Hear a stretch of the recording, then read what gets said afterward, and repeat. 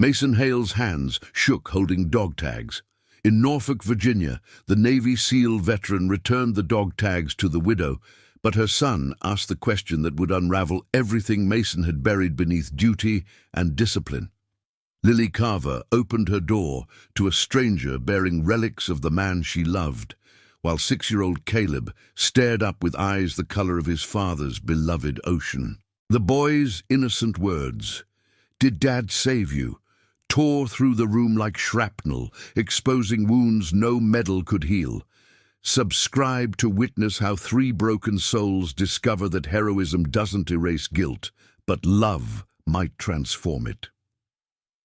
The late afternoon sun bled amber through the salt, thick air of Norfolk, Virginia, casting elongated shadows across Mason Hale's path as he walked the residential street with mechanical precision.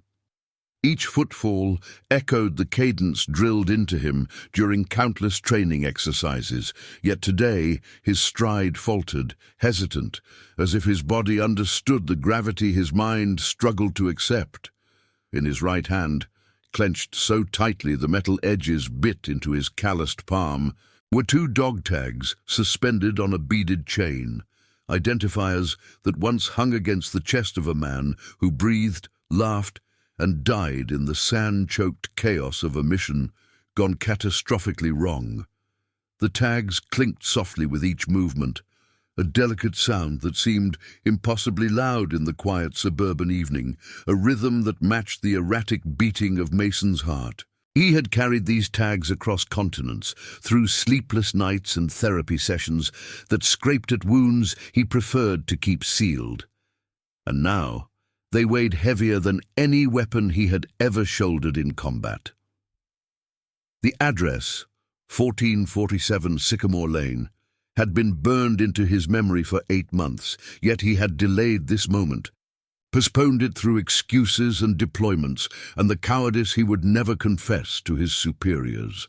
Now, standing before the modest 2-story home, with its cheerful yellow siding and neatly trimmed hedges that spoke of care despite hardship, Mason felt the full measure of his purpose settle like a stone in his gut, cold and immovable. The house stood as a monument to ordinary American life, a swing set in the backyard, visible through the side fence, a basketball hoop mounted above the garage, seasonal decorations still clinging to the porch railing, despite the calendar's insistence that autumn had passed.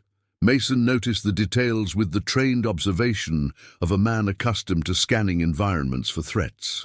But here, the only danger was emotional, the kind that no tactical training could prepare him for.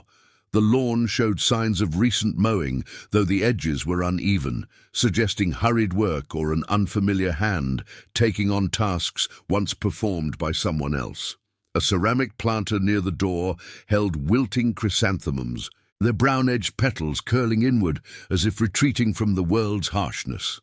Mason's shadow stretched across the welcome mat, and for a long moment he simply stood there, 38 years old and hardened by a decade of the most demanding military service his country could offer, yet paralyzed by the prospect of ringing a doorbell. His dress uniform felt constricting despite its perfect fit, the medals pinned to his chest suddenly seeming like accusations rather than honors. Each ribbon representing missions survived, while others had not been so fortunate. The dog tags in his hand warmed to his body temperature, absorbing heat that felt obscene, as if these metal pieces should remain forever cold as the body they once identified. Mason's breath came shallow and controlled, the discipline of countless high-stress operations asserting itself even now. But his mind churned with rehearsed words that disintegrated the moment he tried to grasp them.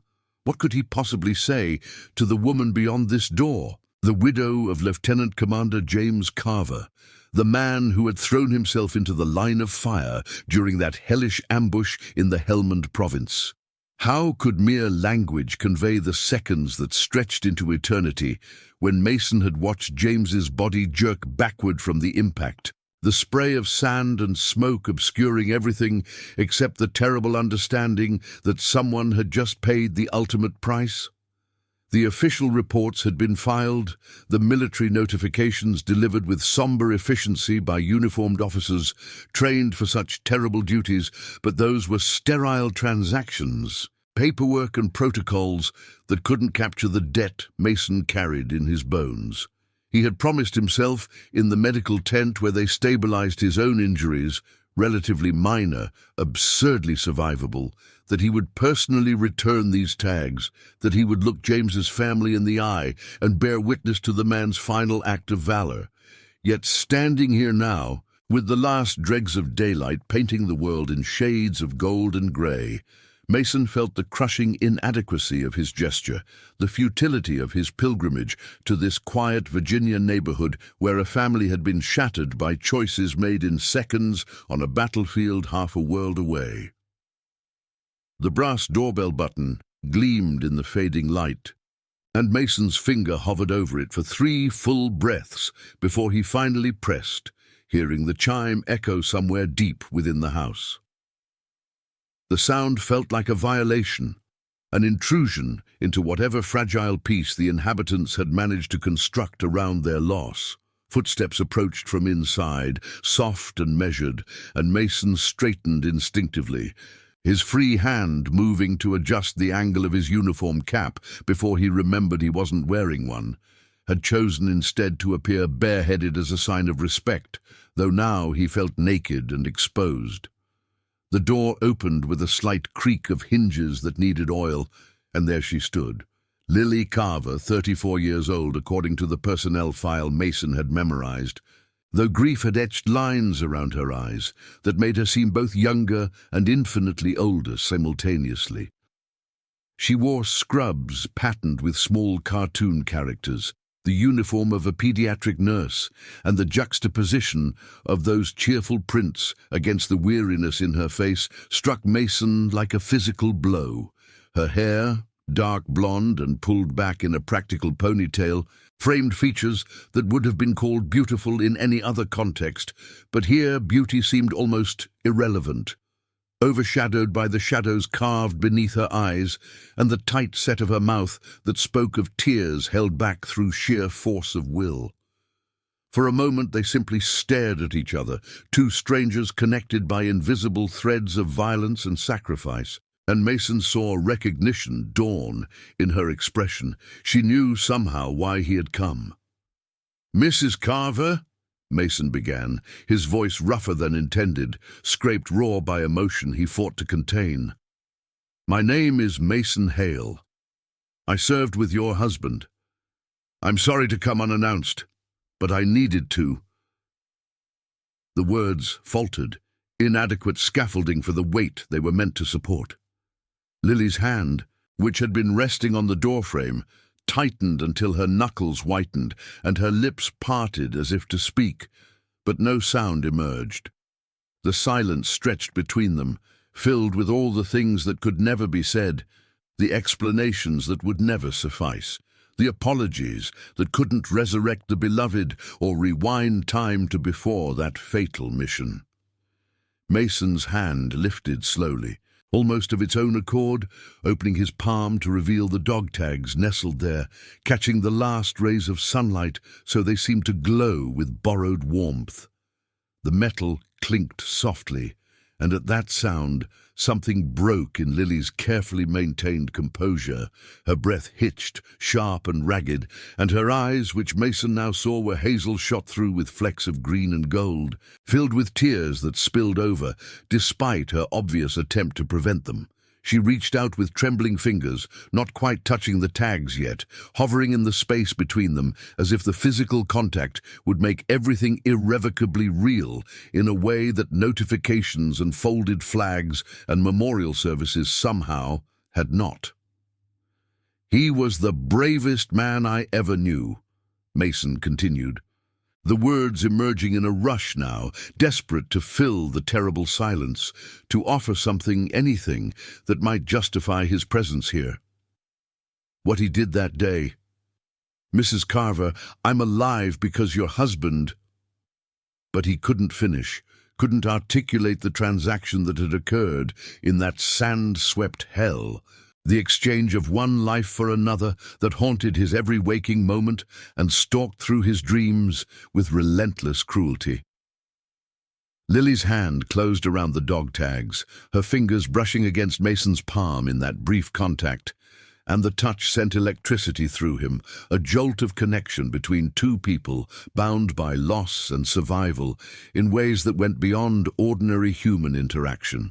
She pulled the tags toward herself, cradling them against her chest, where they clinked softly against the stethoscope still hanging around her neck from her hospital shift. And Mason watched as she bowed her head, her shoulders beginning to shake with silent sobs that she tried valiantly to suppress. The late afternoon had deepened toward evening now, the shadows growing longer and darker, and Mason stood on the threshold, between outside and in, between the world of the living and the realm of the remembered, waiting for whatever would come next, knowing that this moment was just the beginning of a reckoning that would alter all of them in ways none could yet comprehend. Lily Carver stood in her doorway, holding the dog tags against her heart, feeling the cool metal press through the thin fabric of her scrubs, as if trying to merge with her own skin. The stranger before her, Mason Hale, he had said, though the name meant nothing beyond what James had mentioned in scattered phone calls from deployment, brief connections across continents where voices were delayed and words carefully chosen, represented something she had both longed for and dreaded in equal measure. For 8 months she had existed in a strange liminal space, her husband declared gone but never truly absent, his presence haunting every room of their house in ways both comforting and agonizing. The official condolence letters sat in a drawer upstairs, still in their formal envelopes, because reading them again felt like reopening wounds that had barely begun to scab over. The folded flag occupied a place of honor on the mantel, pristine and terrible in its symbolic perfection. But these dog tags, these ordinary pieces of stamped metal that had touched James's chest, absorbed his sweat, moved with his breathing, these were different, more real somehow than any ceremony or official recognition.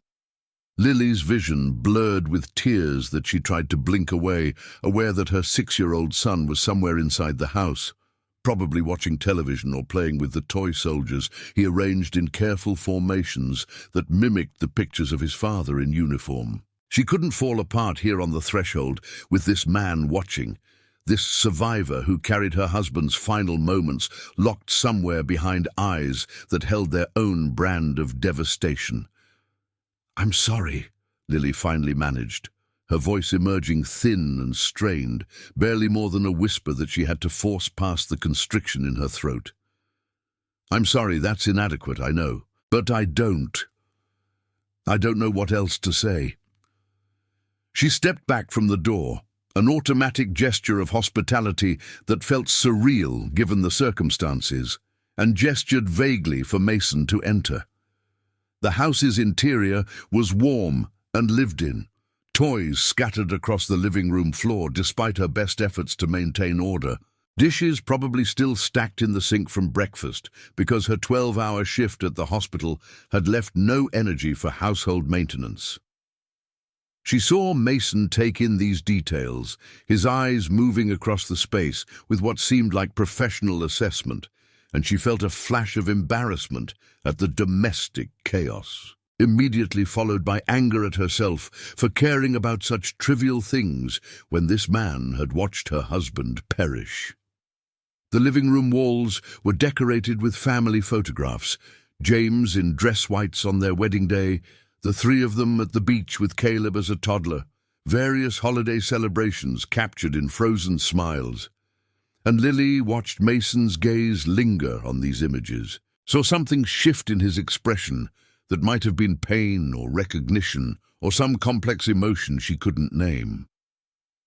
The late afternoon light filtering through the curtains cast everything in amber tones that felt too gentle for the moment, too soft for the hard truths that needed speaking. Mason moved into the room with careful steps, as if afraid his physical presence might disturb something fragile, and Lily noticed how he held himself with military bearing despite the obvious discomfort in his posture.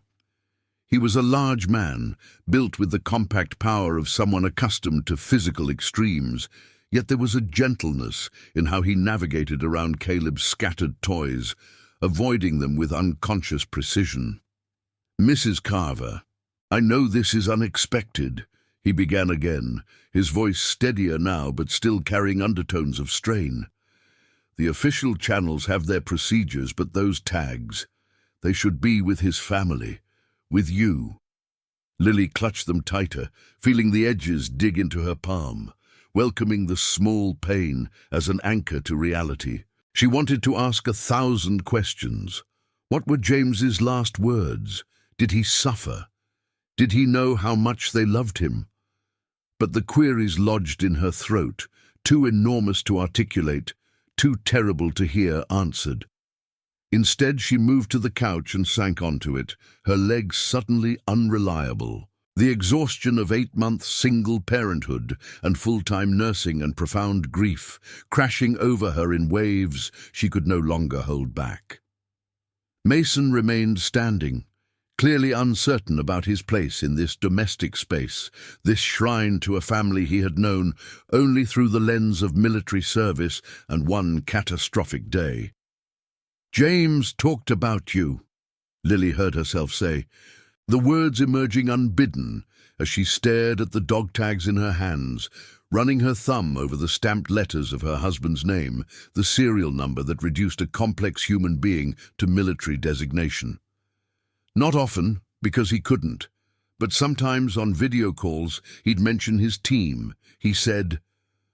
She paused, trying to remember the exact phrasing. The casual way James had spoken about the men he served with, as if they were playing a slightly dangerous sport rather than navigating battlefields. "He said you were the one who always had everyone's back, the one who never left anyone behind." The irony of that statement hung in the air between them, sharp and cutting. Because here was Mason alive and whole, while James was buried in Arlington National Cemetery under a pristine white headstone that Lily had visited only twice because she couldn't bear to see his name carved in marble. Mason's jaw tightened visibly, muscles clenching beneath his skin, and she saw him swallow hard before responding.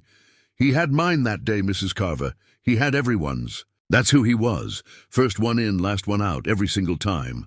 The mission went wrong, the intelligence was bad, and we were outnumbered 5-1 before we even understood what was happening." James didn't hesitate. He never did.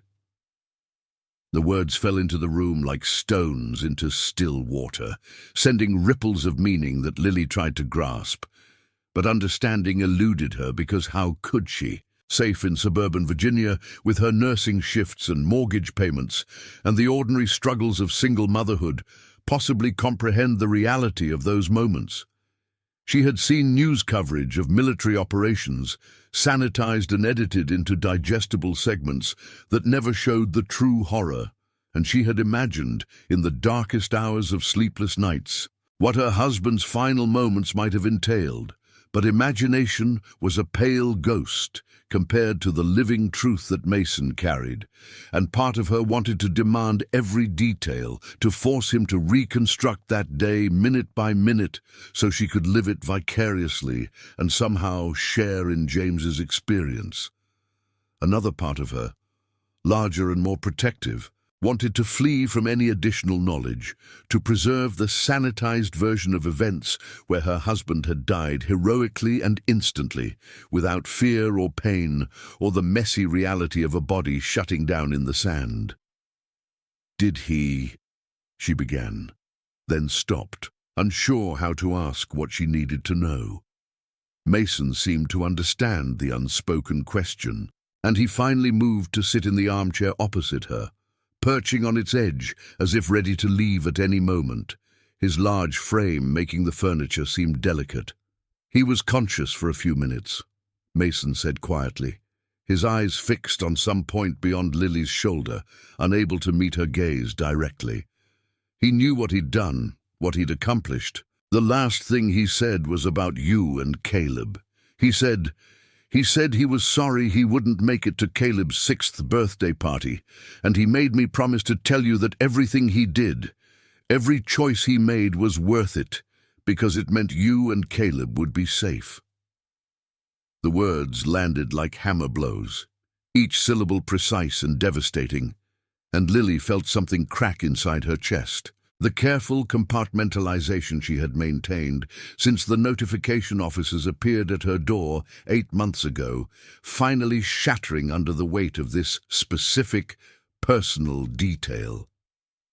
James had thought of them in those final moments, had used his last breaths to send a message across time and distance, and the knowledge was simultaneously the most precious gift and the most unbearable burden Lily had ever received.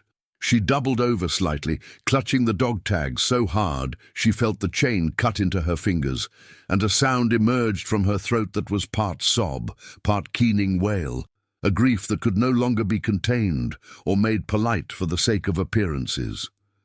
Mason started to rise, instinctively moving to offer comfort, but checked himself, uncertain of his right to touch or console this woman whose loss he had inadvertently inherited by virtue of survival.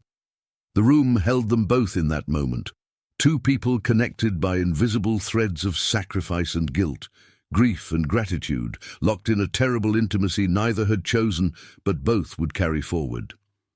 Outside, the last light of day faded toward twilight, and somewhere deeper in the house a door opened, small footsteps approaching with the careless rhythm of childhood innocence. Lily looked up sharply, her maternal instincts overriding personal devastation, and she wiped roughly at her face, trying to compose herself before Caleb appeared. Mason saw the transformation, watched her force the grief back down into whatever reservoir she drew upon to function through these impossible days.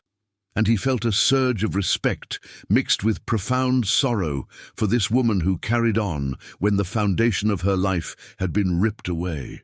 The footsteps grew closer, accompanied by the soft sound of a child's voice singing something tuneless and happy, oblivious to the adult sorrows being navigated just rooms away.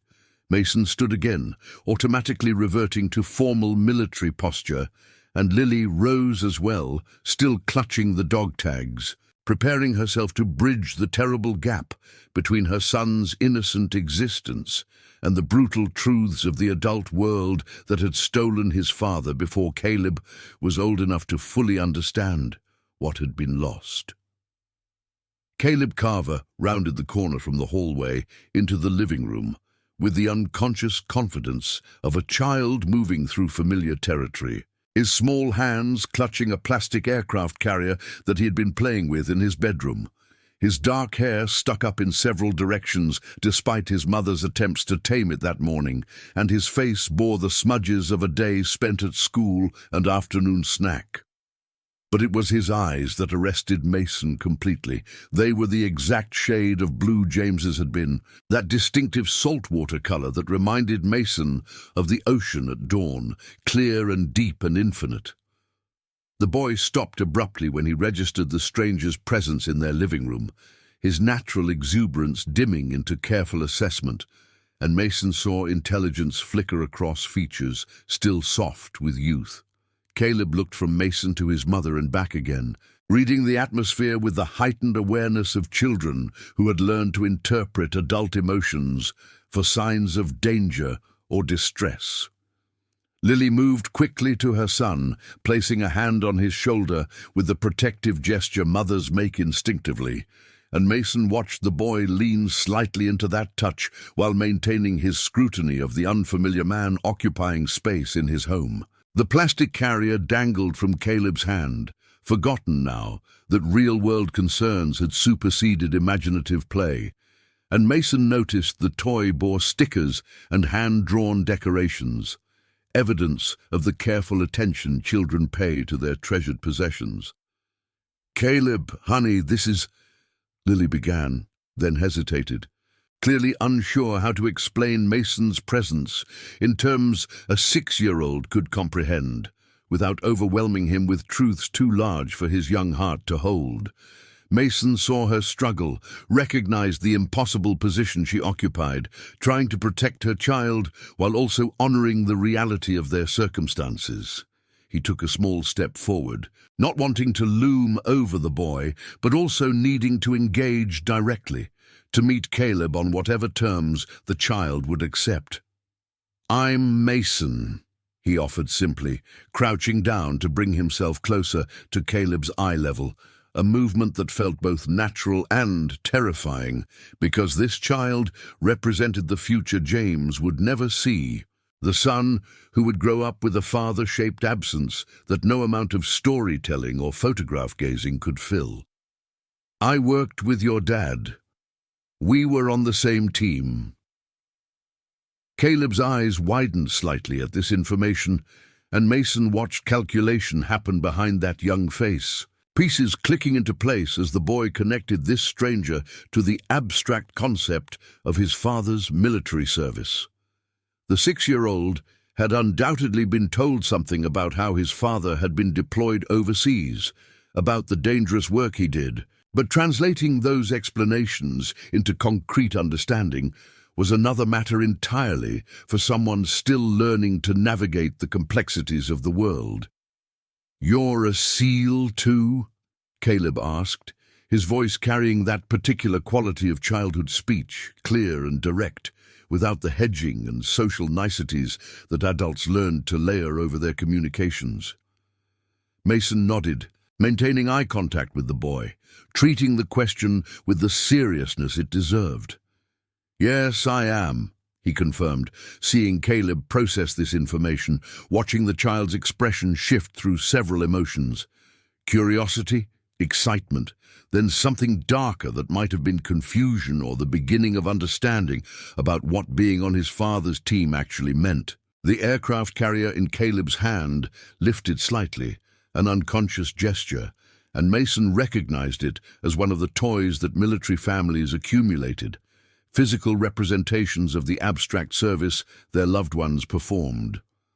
"My dad has a ship," Caleb stated, then corrected himself with the careful precision of a child who had been taught the difference between present and past tense, but still struggled to apply it.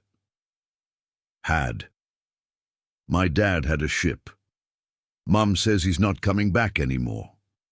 The words were delivered with the matter-of-fact tone children used when repeating information they had been told but didn't fully comprehend, and Mason felt the statement pierce through his careful emotional armor like rounds through inadequate cover. Lily's hand tightened on her son's shoulder, and Mason saw her bite her lower lip, fighting against tears that threatened to resurface. The room felt smaller suddenly, weighted with the presence of James Carver's absence, with the ghost of the man who should have been here to see his son grow into these ocean blue eyes, who should have been teaching Caleb about aircraft carriers and military service, and what it meant to serve something larger than oneself. Mason wanted to speak, to offer some comfort or wisdom that could bridge the impossible gap between this child's loss and his own survivor's burden. But language failed him as it had on the doorstep. What could he possibly say that would matter, that would change the fundamental reality that Caleb's father was gone and Mason remained?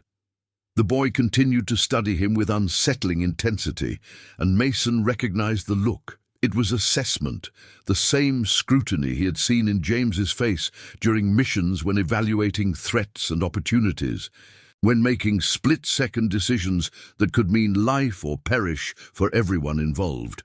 Caleb had inherited more than his father's eye color.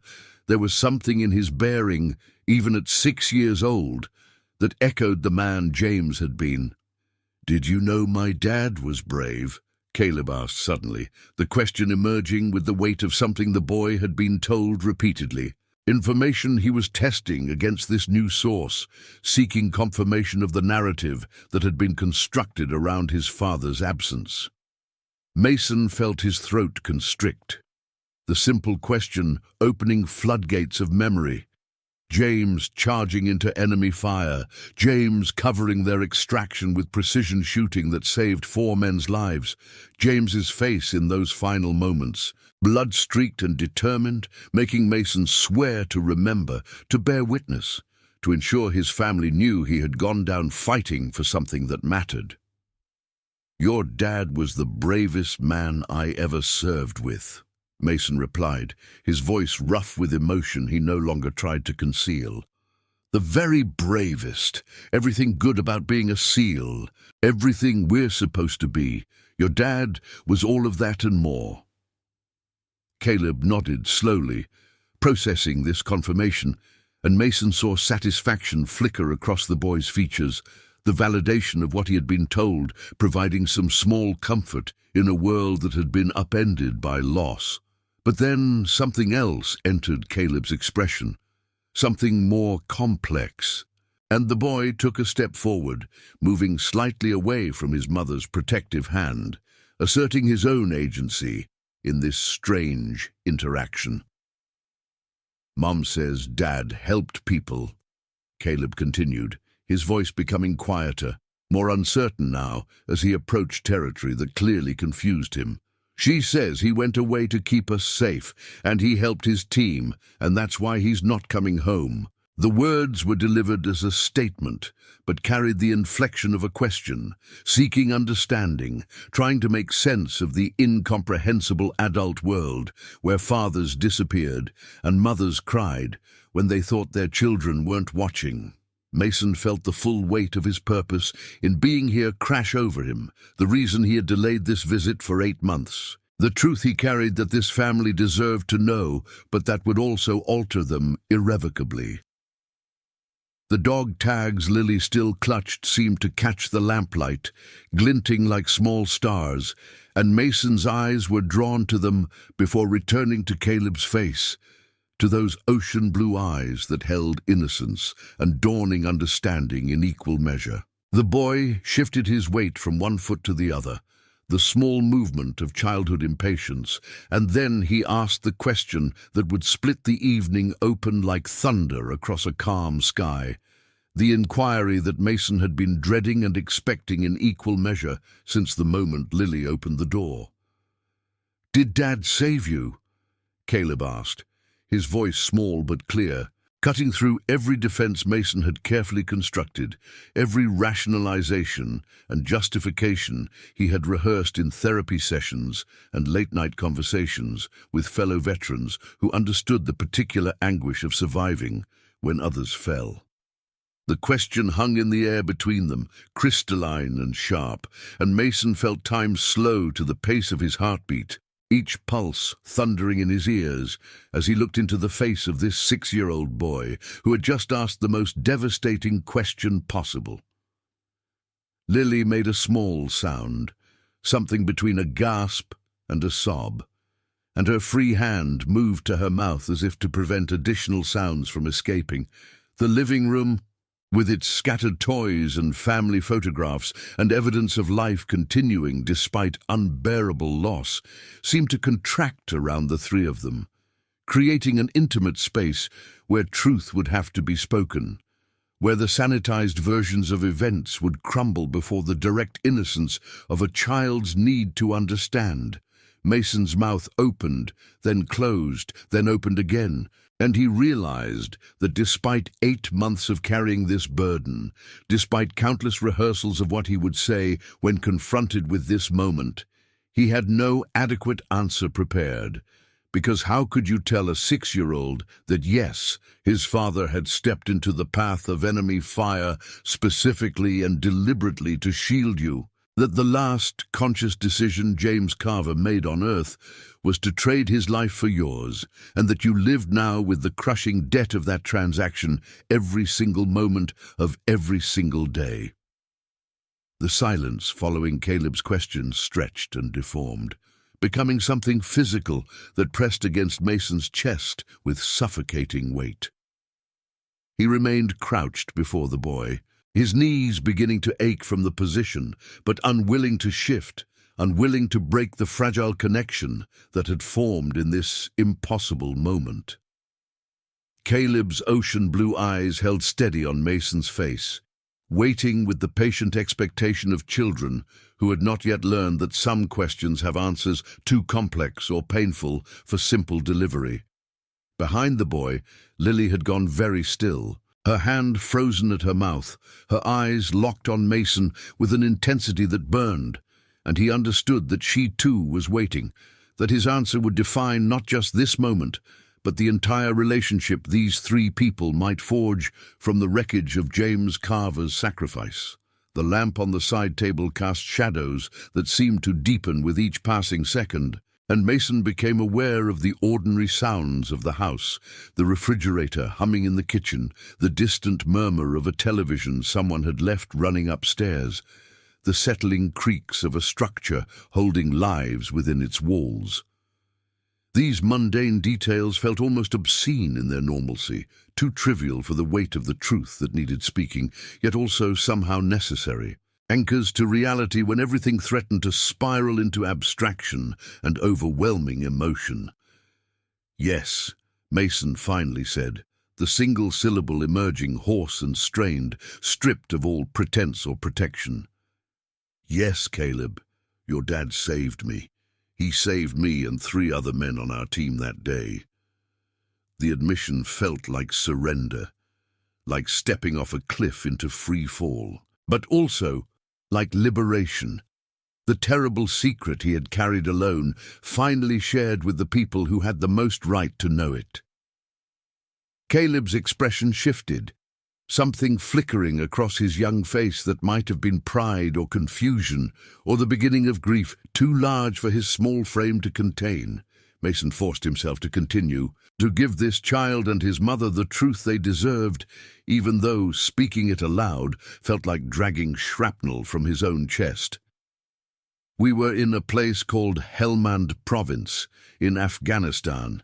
It's very far from here, full of mountains and desert. Our team was doing a mission trying to help people there, but we walked into a trap. Bad people with weapons started shooting at us from all directions, and we were caught in the open with nowhere to hide." He spoke slowly, carefully choosing words that a 6-year-old might comprehend, while also honoring the complexity of what had occurred, aware that oversimplification would be its own betrayal of James's sacrifice. Caleb moved closer, drawn by the narrative, by this rare glimpse into the mysterious world where his father had lived and operated, the place that had consumed James for months at a time and ultimately claimed him permanently. The boy's aircraft carrier hung forgotten at his side now, all his attention focused on Mason's words, and the SEAL veteran saw hunger in that young face. Hunger for knowledge, for connection to the father who existed primarily as photographs and second-hand stories. "Your dad was our team leader," Mason continued, finding his rhythm now, the words flowing with greater ease, though they remained edged with pain. That meant it was his job to keep everyone safe, to make decisions when things went wrong, and when those bad people started shooting, your dad didn't run away or hide. He moved forward. He drew their attention toward himself, making himself the target so the rest of us could find cover and fight back. Mason paused, swallowing hard against the memory that rose unbidden. James standing in that killing field, weapon blazing, his voice cutting through the chaos with orders that had kept them coordinated and functional when everything was falling apart. "He was the bravest thing I've ever seen, Caleb. He stood there in all that danger and gave us time to get to safety. Without him, without what he did, none of us would have made it home." Behind Caleb, Lily's hand had dropped from her mouth to press against her chest, directly over her heart, and tears streamed freely down her face now, no longer contained by the fierce will she had exhibited earlier. Mason saw her lips moving, forming silent words he couldn't make out, and he understood that she was experiencing her own private reaction to this information, processing the specific details of her husband's final acts in ways that would require time and space to fully absorb. But his focus remained primarily on Caleb, on the boy who had asked the question and deserved the fullest answer Mason could provide. "Did it hurt him?" Caleb asked suddenly, his voice smaller now, wavering slightly with fear of the answer but needing to know. The child's instinct to understand suffering even when understanding brings its own pain. Mason felt his breath catch, unprepared for this follow-up, despite its perfect logic, and he glanced briefly at Lily, seeking permission or guidance for how to navigate this particular minefield. She met his gaze and gave a tiny nod, barely perceptible, granting him authority to answer as truthfully as he judged appropriate, trusting him, a stranger who had arrived minutes ago, with the delicate task of shaping her son's understanding of his father's final moments. "I don't think so, buddy," Mason replied, using the casual endearment without thinking, speaking to Caleb as he might have spoken to a younger brother or nephew, trying to soften the brutal reality without lying outright. "It happened very fast. Your dad was focused on protecting us, on doing his job.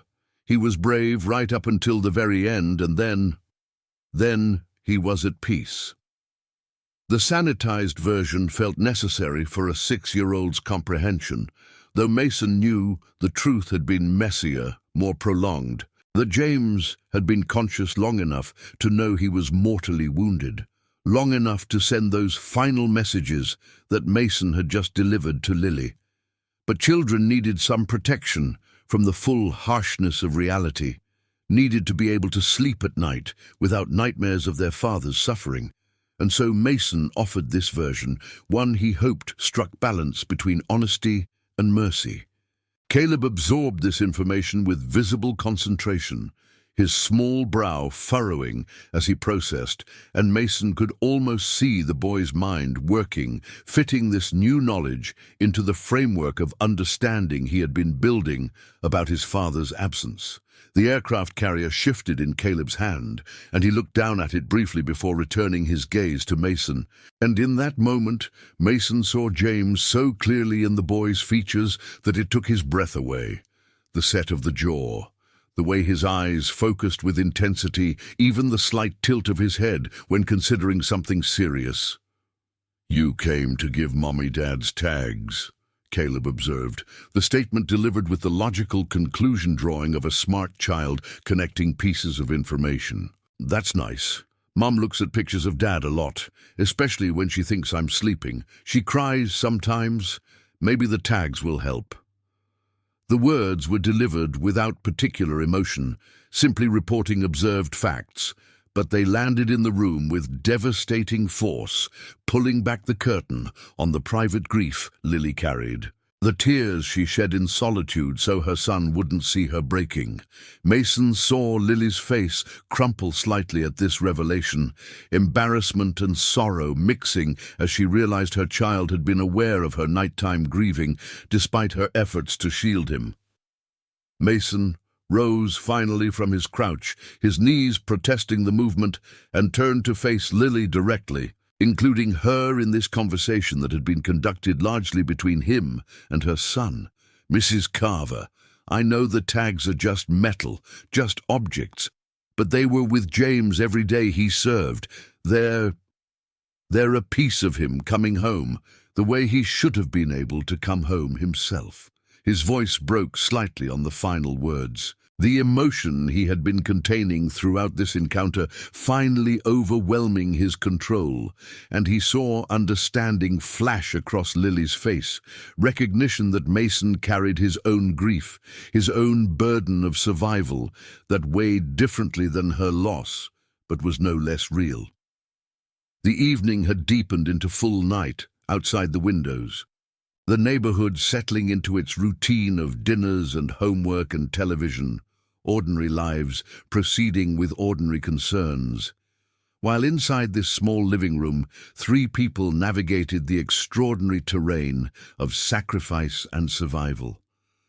Caleb moved suddenly, crossing the remaining distance to Mason and reaching up to take his hand, the small fingers wrapping around Mason's larger ones with surprising strength. "Thank you for bringing the tags," the boy said solemnly, and then, with the emotional directness that children possessed before society taught them to mask such things. "I'm glad Dad saved you. You seem nice. I think Dad would want you to not be sad about it." The words struck Mason like rounds to center mass, precisely targeted though delivered without malice, and he felt his careful, emotional control shatter completely. Tears he had not shed during the mission, during James's final moments, during the memorial service or the countless therapy sessions, or the long nights alone with his guilt. These tears finally broke free, spilling down his face in hot tracks that he made no attempt to hide or wipe away. He squeezed Caleb's hand gently, unable to form words, and looked at Lily, who was also crying openly now. And in that moment, the three of them stood connected by invisible threads of loss and love and the terrible grace of sacrifice, bound together by James Carver's final choice in ways that would endure long after this evening ended. Mason stood in the Carver living room holding Caleb's small hand, while the boy gazed up at him with James's ocean-blue eyes, and time seemed to fracture, splitting him between the present moment and that blazing afternoon 8 months prior, when everything had gone catastrophically wrong. The Afghanistan memory rose with sensory precision that therapy had failed to diminish. The temperature hovering around 115 degrees, heat radiating off the sand, invisible waves that distorted vision like looking through water, the weight of his tactical vest pressing against his chest with each breath that came harder than it should in the thin mountain air. Their unit had been operating on intelligence that suggested a high-value target was using a village compound as a waypoint for weapons trafficking, and the mission parameters had seemed straightforward: infiltrate, observe, extract intelligence, exfiltrate without engagement if possible.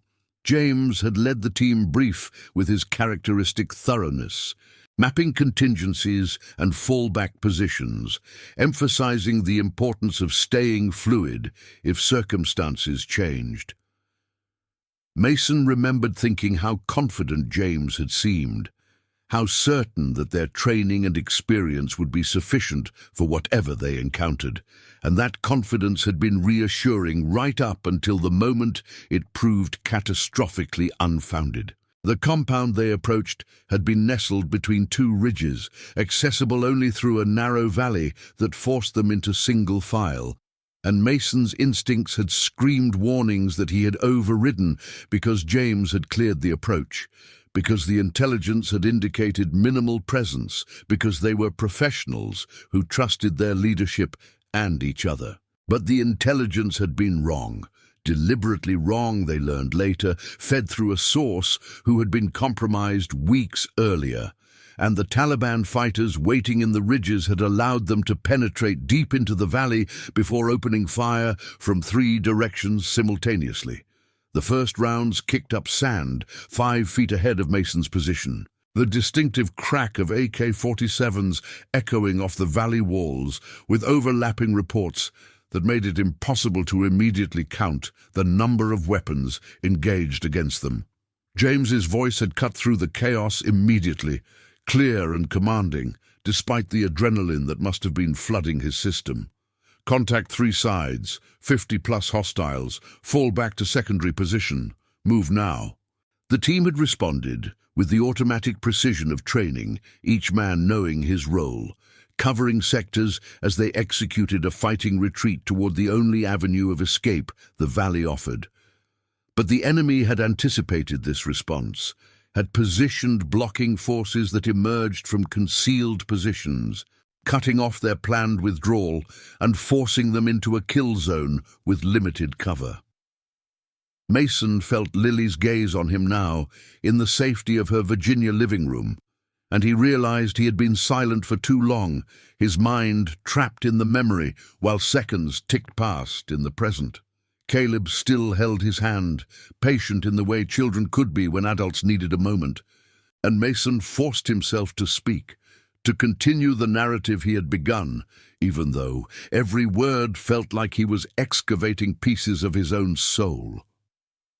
"The mission went wrong very fast," he said, his voice distant, as if narrating events that had happened to someone else. "We found ourselves surrounded in a place with very little protection, and there were many more bad people than we expected.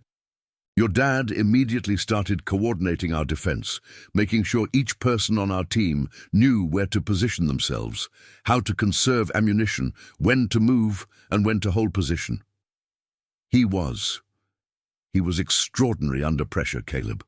While bullets were flying everywhere, while we could barely hear each other over the noise of combat, your dad was thinking 3 steps ahead, trying to find a way to get us all out alive."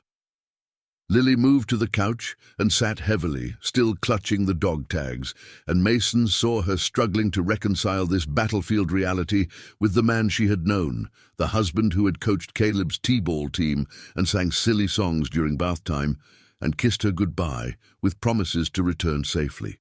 The memory continued its inexorable march forward in Mason's mind, and he could not stop it any more than he could have altered the events themselves. They had held that initial position for 17 minutes. He knew because he had obsessively reviewed the mission timeline hundreds of times afterward. 17 minutes of concentrated incoming fire that chewed up the minimal cover they had found, vehicle wrecks and scattered boulders that provided only partial protection.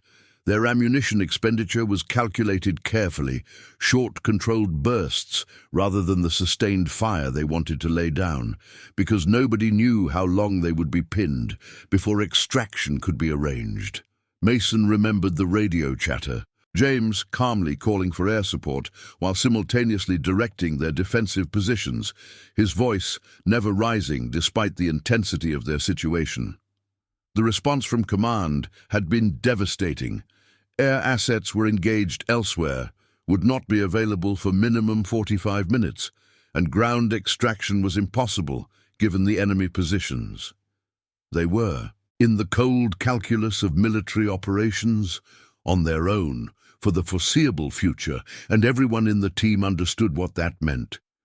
They would run out of ammunition long before help arrived, and then the outcome would be determined by numbers and proximity, neither of which favored their survival. "Your dad made a decision then," Mason continued, pulling his mind back to the present, even as the past maintained its grip on his consciousness. He saw that we were going to be overrun if we stayed where we were, and he knew that extraction vehicles couldn't reach us with the enemy blocking our only route out, so he decided to create a diversion, to draw the enemy's attention away from our position long enough for us to break through their line and reach a better defensive position higher in the valley. Mason paused, trying to find words that would convey the magnitude of what James had proposed without glorifying the violence that had followed. It was incredibly dangerous, what he planned to do. He would have to expose himself to enemy fire, would become the primary target for dozens of hostile weapons, all so the rest of us could move. We told him no, told him we would find another way. But your dad. Mason's voice caught, the memory of that argument playing out in abbreviated radio transmissions while rounds impacted around them. James's stubborn insistence overriding every objection. Your dad said it was his call to make, that this was why he was team leader, and that he trusted us to make his sacrifice count by getting everyone else out safely. Those were his exact words. Make it count. Caleb had moved closer during this narrative, pressing against Mason's leg now, seeking physical connection, perhaps, to anchor himself while hearing these difficult truths about his father. Mason felt the boy's warmth through his dress uniform trousers, felt the trust implicit in that small body leaning against his much larger one, and the responsibility of that trust weighed as heavily as anything he had carried in combat. Lily was crying silently on the couch, tears streaming down her face while she made no sound, honoring the story being told while processing her own reaction to these details that brought James's final moments into sharper focus than the sanitized official accounts had provided. Mason knew he had to finish, had to complete the narrative now that he had begun it, though every instinct screamed at him to stop, to spare himself and them the pain of reliving those final terrible minutes. "Your dad moved into the open," Mason forced himself to continue, his voice dropping to barely above a whisper. "He positioned himself where the enemy couldn't help but see him, and he started laying down fire that was so accurate, so effective, that they had to respond to him. He drew their attention completely, gave us the window we needed. We moved, God help us, we moved because he had ordered us to, and we covered the distance to the higher position while he held them off alone." The guilt that accompanied that memory threatened to choke Mason completely. The shame of having followed orders that meant abandoning James, even temporarily, even with the plan being to circle back and provide supporting fire from their new position. But the enemy had concentrated their fire on James with overwhelming force, recognizing the threat he posed and responding with everything they had. And by the time Mason's team had reached their objective and could return suppressing fire, James had already been hit multiple times.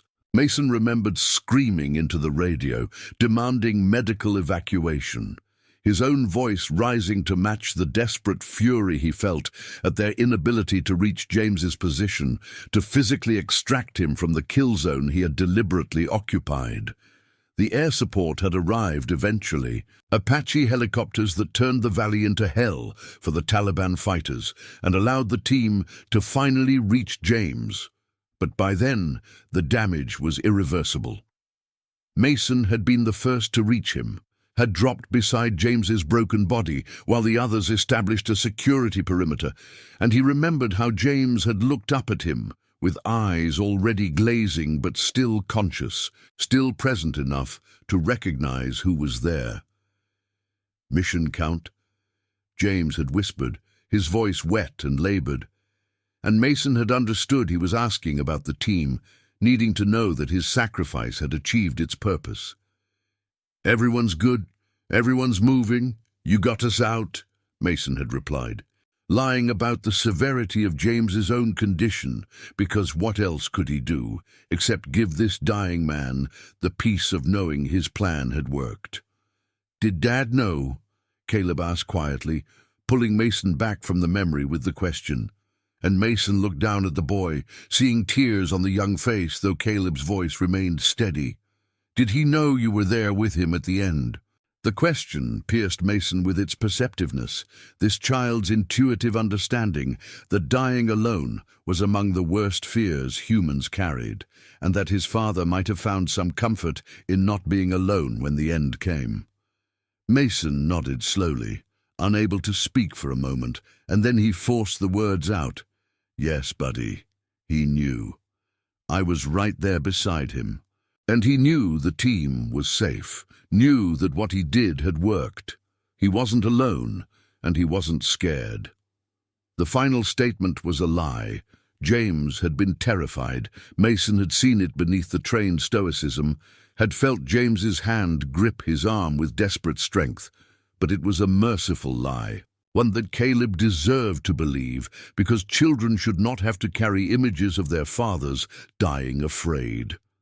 Lily had stood from the couch and was moving toward them now, drawn by the magnetic pull of shared grief. And when she reached them, she placed one hand on Caleb's head and extended the other toward Mason, and he took it, forming a connection between the three of them that felt both fragile and incredibly strong, tempered by the fire of loss into something that might endure. The three of them stood connected in the lamplit living room, Mason, Lily, and Caleb, forming a small triangle of bodies that held within it the ghost of James Carver, whose absence defined their connection more powerfully than any physical presence could. Mason felt Lily's hand in his, smaller and softer than any he had held in combat zones, yet conveying strength he recognized as equal to anything he had witnessed on battlefields. Her grip was firm, despite the trembling he felt running through her, and her hazel eyes, red-rimmed from tears, but clear with purpose, held his gaze with an intensity that demanded his full attention. "Thank you," she said simply, the two words carrying weight far beyond their brevity, encompassing gratitude not just for bringing the dog tags, but for the truth he had shared, for treating her and Caleb as people who deserved to understand the full reality of James's sacrifice, rather than accepting sanitized versions designed to shield them from difficult knowledge. "Thank you for telling us, for being honest about what happened. The official reports were—" She paused, searching for words. "They were respectful, but empty, you know. They told us James died heroically, but they didn't explain what that meant, what he actually did, how he chose to save his team. Now I know. Now Caleb knows. That matters more than I can express." Mason found himself unable to articulate a response adequate to the moment, his throat constricted by emotion that years of military discipline had taught him to suppress, but which Lily's simple gratitude had somehow freed. He squeezed her hand gently, acknowledging her words while remaining silent, and felt Caleb press harder against his leg, the boy's small body seeking comfort from both adults simultaneously. The evening stretched around them, time feeling simultaneously compressed and elongated, and Mason became aware that he was standing in the home of the family he had been given life to return to, while their husband and father would never cross this threshold again. The guilt he carried, that constant companion since Afghanistan, intensified with this physical manifestation of what James's sacrifice had cost. But mixed with it now was something new, not absolution exactly, because how could he ever truly be absolved of surviving when James had not? But perhaps the beginning of acceptance, the tentative understanding that carrying this burden alone had been its own betrayal of the man who had saved him. James had not sacrificed himself, so Mason could spend the rest of his life drowning in survivor's guilt.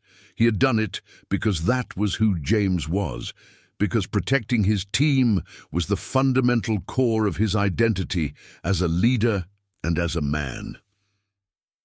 "Can I tell you something about your dad?" Mason asked, looking down at Caleb, needing suddenly to share more than just the circumstances of James's final moments, wanting to give this boy something beyond the story of how his father had perished. Caleb nodded eagerly, his ocean blue eyes wide with attention, and Mason felt a smile tug at his mouth, despite the gravity of the evening, remembering moments from deployment that had captured James's essential character. "Your dad had this thing he used to do during long missions when we were tired and stressed and starting to get short with each other. He would tell these absolutely terrible jokes, the kind that make you groan more than laugh. And he would keep telling them until somebody cracked and smiled despite themselves. And once he got one person to smile, he would consider that a victory and move on to someone else, working his way through the whole team until everyone had been forced to break their serious face. It drove us crazy, but it also—" Mason paused, recognizing the truth as he spoke it. "It also kept us human. Reminded us that we weren't just weapons or tools, but people who could still find moments of lightness even in dark places. That was pure James. He understood that maintaining morale was as important as tactical planning, that taking care of his team meant more than just keeping them physically alive." Lily laughed softly, the sound watery but genuine, and she nodded in recognition of this characterization of her husband. "He did the same thing at home," she confirmed, her voice steadier now, though tears still leaked from the corners of her eyes. Terrible puns, ridiculous dad jokes that made me roll my eyes, but also made me laugh despite myself. Caleb started picking up that habit too, didn't you, honey?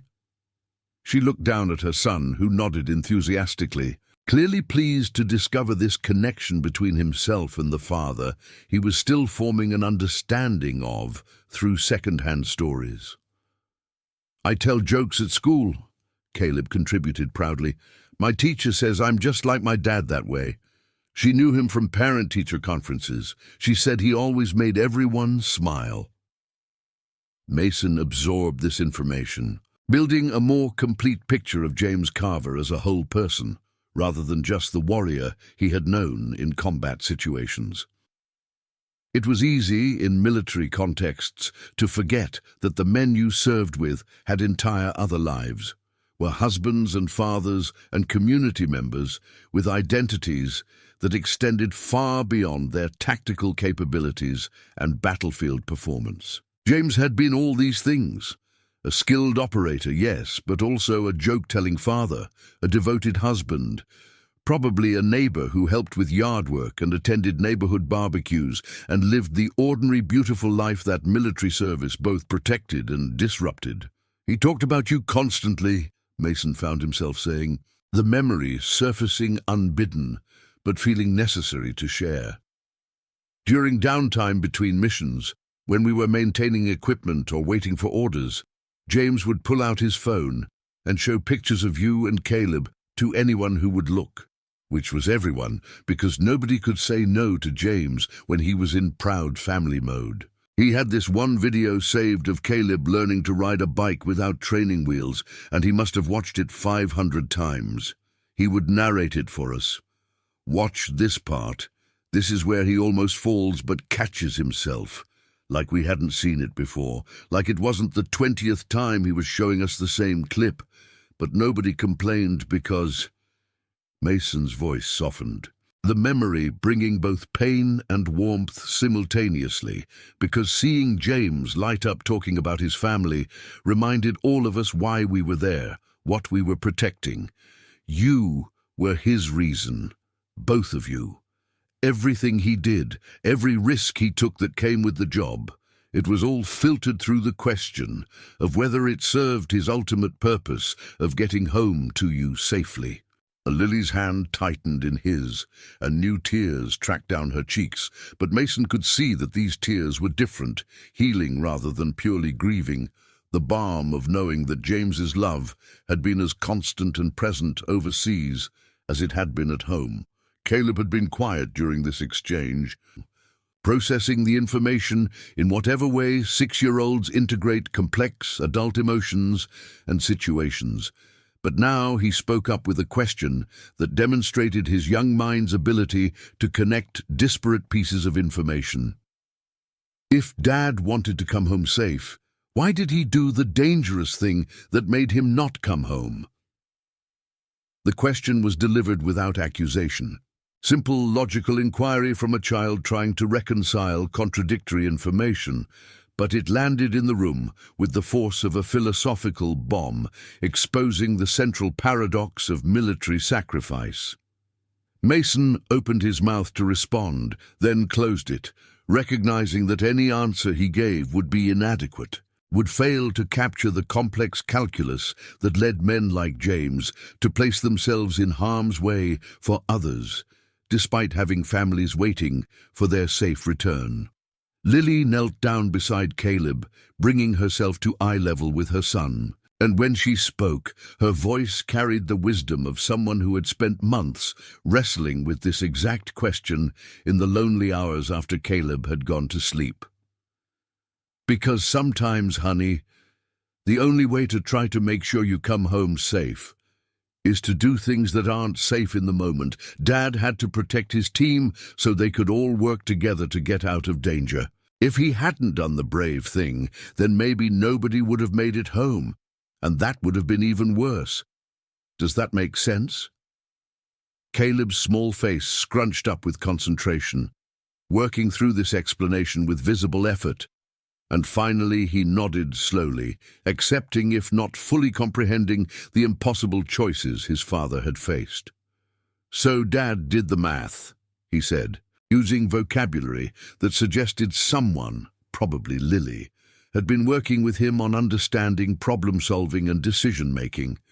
He picked the choice that saved the most people, even though it was dangerous for him. The clinical assessment delivered in a child's voice was simultaneously heartbreaking and profound, and Mason felt something shift in his chest. a loosening of the tight bands of guilt that had constricted him for 8 months. Caleb's simple formulation had captured something essential.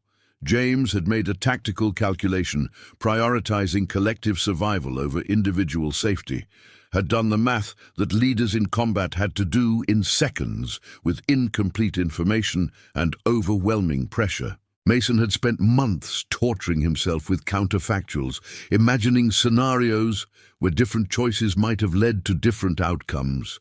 But perhaps that was missing the point. James had made his choice based on the information and options available in that moment, had executed the plan he believed gave his team the best chance. And second-guessing that choice from the safety of hindsight dishonored the clarity of purpose James had demonstrated.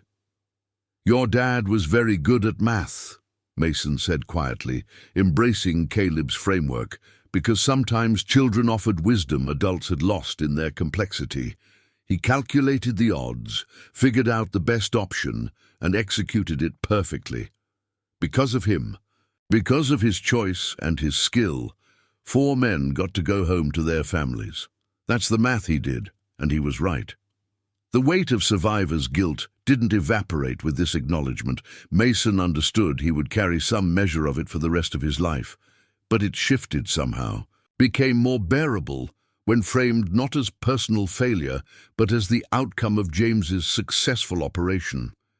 The man had completed his mission with the tools and options available, had achieved the objective of maximizing his team's survival, and the cost had been his own life. That was tragedy, was loss that would echo through the decades ahead for Lily and Caleb and everyone who had known James. But it was not failure. James Carver had succeeded in the task he set for himself, and perhaps honoring that success meant accepting the survival he had secured rather than drowning in guilt over the price he had paid. Mason looked at Lily and saw understanding dawn in her expression, recognition that they were all, in their different ways, learning to carry what James's sacrifice meant, learning to integrate the loss into their ongoing lives without allowing it to become the only thing that defined them. The night had fully settled around the Carver house when Mason, Lily, and Caleb reached the natural end of their heavy conversation. Inside the quiet living room, the dog tags rested on the coffee table, glinting softly in the lamplight. Mason felt unable to leave, as though stepping out would be abandoning something delicate and unfinished.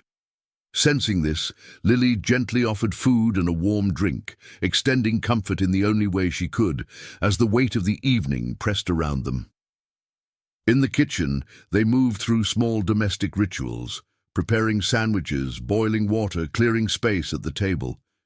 Mason felt like an intruder at first, but Lily reassured him with warmth and humor, inviting him to sit, to belong, even if only for the night. Caleb's distant play filled the house with a fragile normalcy, grounding them between grief and survival. Once they sat down, Lily asked the inevitable: what Mason would do now that he had delivered the tags and shared James's final moments. Mason confessed his uncertainty, admitting that closure had been the goal, but instead he found something unexpectedly opening within him, a beginning he hadn't anticipated. Lily mirrored his honesty, explaining that her life too had not returned to normal, and never would. She described performing stability for Caleb while carrying suffocating loneliness, trying to be both mother and widow at once. Her vulnerability created a space where pretense was unnecessary, where both could admit how deeply the loss had reshaped them. Mason shared his own isolation, the guilt and displacement he felt as a survivor of the mission. He spoke of public respect that hid a lack of understanding, and of the crushing burden of living a life someone else no longer could. Lily listened with a recognition born of her own private grieving. Tentatively, Lily suggested they help each other, not through formal commitments, but by simply being present, offering understanding without sanitizing the truth. Mason felt hope spark at her words, grateful for the possibility of connection rather than the solitary suffering he had endured for months. Lily assured him that her invitation came from sincerity, not obligation. She explained how important it was to her that someone who had known James in his final moments remained connected to her and Caleb. She also expressed her desire for Caleb to have someone who could share the parts of James she couldn't reach. Mason agreed with quiet conviction, recognizing purpose in the role she offered him. Caleb soon appeared, sleepy and seeking comfort, and asked Mason if he would return to tell more stories about his father. Mason promised he would, moved by the boy's trust and the innocence of his request. After Lily carried Caleb upstairs, Mason cleaned the kitchen, grounding himself in small acts that felt meaningful after so much emotional intensity. When Lily returned, Mason gave her his contact information, reaffirming his willingness to be part of their lives. Lily accepted gratefully, admitting how much it meant to speak with someone who had truly known her husband. At the door, they paused by the dog tags, symbols of everything lost and everything newly connecting them, and shared an emotional embrace, acknowledging the fragile hope beginning to take shape. As Mason drove away, he felt the weight he carried shift. The guilt of survival remained, but now it was joined by purpose. The commitment to honor James's sacrifice, not through isolation, but through connection with the family he left behind. For the first time in months, Mason sensed the faint beginnings of peace, not through forgetting, but through learning to carry the burden with others.